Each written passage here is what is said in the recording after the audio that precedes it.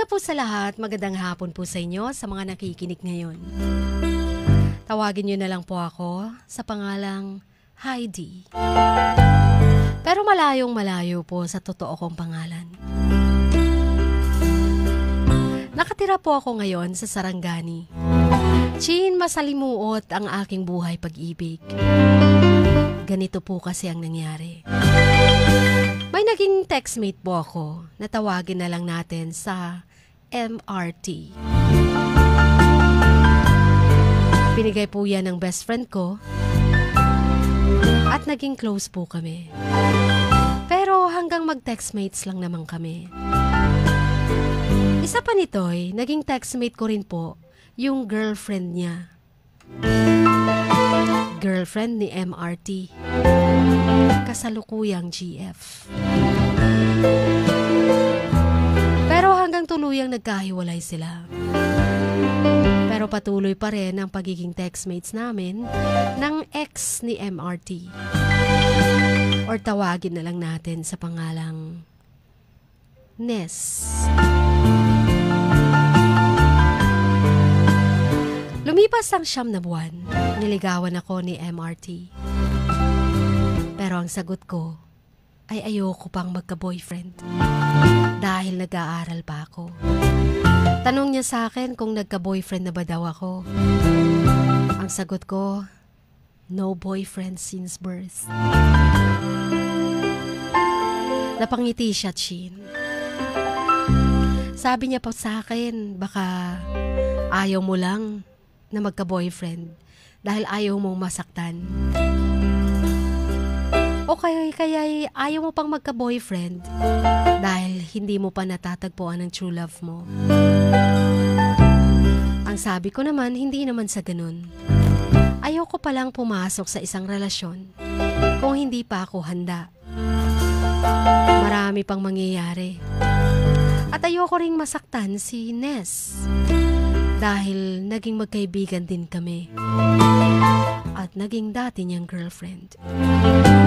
Ayoko namang matawag na isang traidor kahit nahiwalay pa sila. Pero kaibigan na ang turing ni Ness sa akin.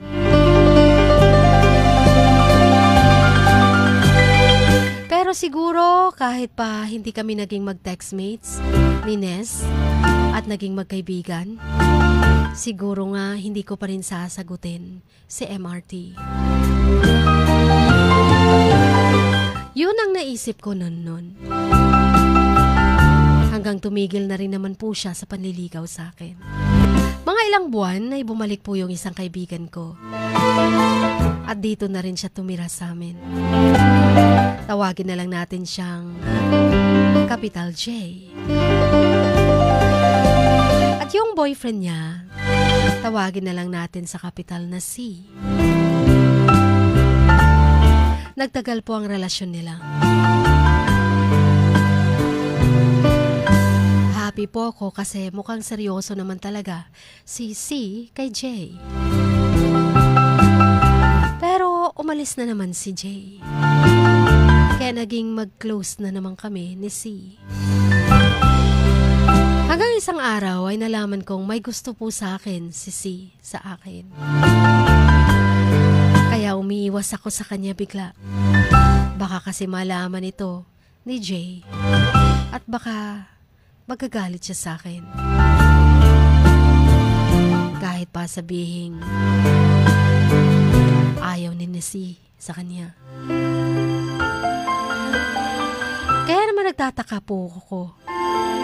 At nagtataka din si C sa akin kung bakit hindi na ako nagre-reply sa mga text niya. Chin, hindi naman ako galit sa mga kaibigan ko dahil wala naman silang alam na crush ko ang boyfriend nila.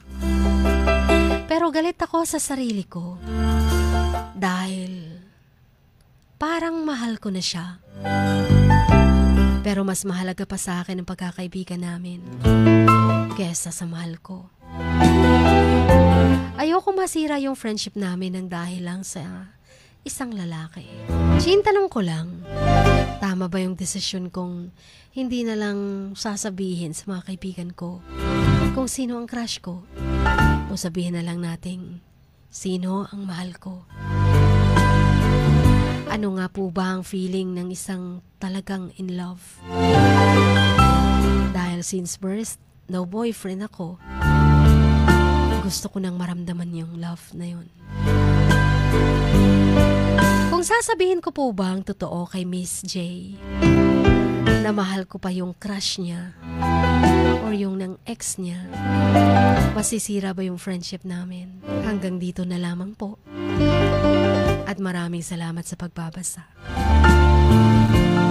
Tulad nga ng sinabi ko, Chin, hindi ko alam anong gagawin ko.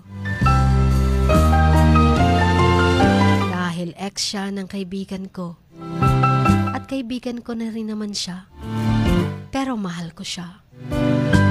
At talagang nai-inlove na ako sa kanya. Please advise me. Hanggang dito na lamang ang inyong Kamax, Heidi.